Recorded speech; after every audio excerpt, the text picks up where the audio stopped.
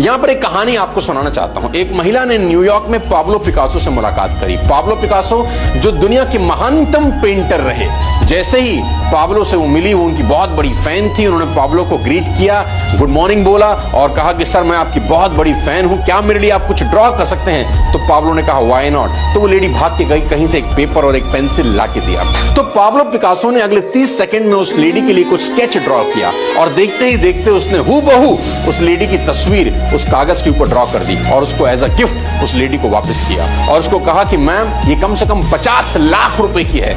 और उस औरत को विश्वास नहीं हुआ कि कैसे कोई आदमी 30 सेकंड में 50 लाख की पेंटिंग ड्रॉ कर सकता है। वो गई एक ऐसी शॉप पर जहां एंटीक सामान बेचा और खरीदा जाता था और वहां पर जाके उसने पता किया कि क्या ये पेंटिंग बिक सकती है, क्या ये कागज का पन्ना बिक सकता है। और जैसे ही उस दुकानदार ने उस कागज के पन्ने को देखा, उसने कहा ma'am it's a Pablo Picasso painting, we can give you 50 lakh rupees, हम आपको इसके लिए 50 लाख रुपए दे सकते हैं। The lady was surprised and shocked। उसको हैरान हुई कि ऐसा कैसे हो सकता है और वो पाब्लो पिकासो से दोबारा मिलना चाहती थी। और उसको पता चला कि 7 दिन के बाद किसी इनॉग्रेशन में वहां पर पाब्लो पिकासो पहुंचने वाले हैं। वहां पर पहुंची, टाइम लिया और देखी, पाब्लो पिकासो से मिली। उसने कहा सर आपने मुझे पहचाना, 7 दिन पहले मैं आपसे मिली थी, आपने मुझे कुछ पिक्चर ड्राइंग करके दी थी, मेरी ही तस्वीर वाकई में सर ये 50 लाख की है। तो पाब्लो ने कहा मैं जानता हूं क्योंकि मैंने ही ड्रॉ करके दी थी। अब उस लेडी ने पाब्लो पिकासो से एक सवाल पूछा, sir I want to learn how to draw a painting worth rupees 50 lakh in 30 seconds।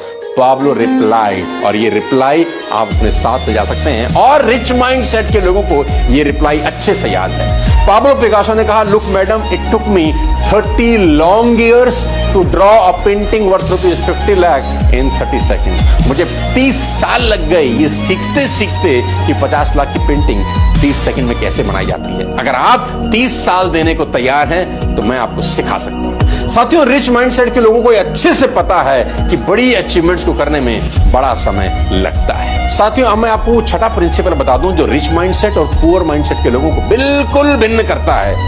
Team, ध्यान से सुनिए, टीम वर्क। जी हां, rich mindset understand that they can not do everything, they need a team. उनको पता होता है कि वो सब कुछ खुद नहीं कर सकते, उनको एक टीम की जरूरत है। Where together everyone achieve more।